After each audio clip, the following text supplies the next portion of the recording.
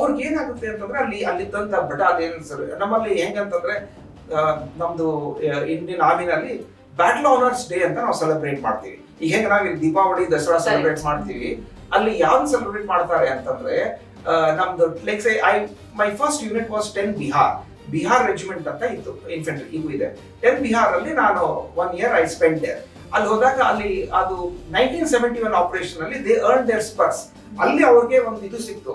There were in one night operation 3 VRCs they could produce, the Veer Chakras. 3 officers were awarded Veer Chakra. So that was our Battle Honors Day. ಆ day ಅದನ್ನ ಅವರು year after year Battle Honors Day ಅಂತ ಹೇಳಿ celebrate ಮಾಡ್ತಾರೆ. ಅಂದ್ರೆ they have earned their spurs there. So ಇಂಥವೆಲ್ಲ ನೋಡಿದಾಗ soldiers ಏನ್ ಅನ್ಸುತ್ತೆ ಅಂತಂದ್ರೆ ನಾನು ಅಂದ್ರೆ ಇಲ್ಲಿ ಮಾಡು ಅಥವಾ ಮಡಿ ಅಂತ ಹೇಳ್ತೀವಿ ನಾವು, ಹಂಗೆ ಕನ್ನಡದಲ್ಲಿ ಹೇಳ್ತೀವಿ ಮಾಡು ಅಥವಾ ಮಡಿ ಅಂತ ಹೇಳಿ. ಹಂಗೆ ಅದೊಂದು ಸ್ಪಿರಿಟ್ ಬರುತ್ತೆ. ನಾವು ಇವ್ರನ್ನೆಲ್ಲ ನೋಡಿದಾಗ ದೇ ಬಿಕಮ್ ಅವರ್ ಇನ್ಸ್ಪಿರೇಷನ್.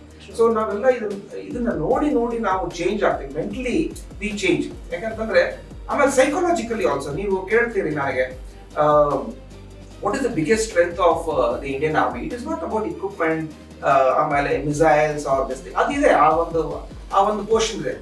ಈ ಸಿಟಿಸನ್ಸ್ ನಮ್ಮ ಮೇಲೆ ಇಟ್ಟಂತ ಒಂದು ನಂಬಿಕೆ, ಒಂದು ಟ್ರಸ್ಟ್, ಒಂದು ಹೋಪ್. ಆ ಹೋಪ್ ಇದೆಯಲ್ಲ, we know when it comes to us we are the last bastion of our nation ಅಂತ ನನಗೆ ಗೊತ್ತಿದೆ.